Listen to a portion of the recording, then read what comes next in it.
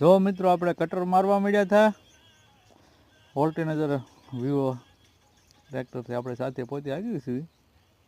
જો ઓલ્ટરનેટર હાલે છે.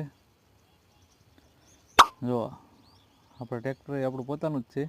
જો આ આપણું ટ્રેક્ટર દાંતી મારવા આંબામાં લાવ્યા હતા. જો આપણું આ પોતાનું જ છે નાનું મહેન્દ્ર હોર્સ પાવર જોઈ શકો છો. જો આપણે આંબા ભાગમાં દવા છાંટતા ખેડ કરવા સીણા વાવવા.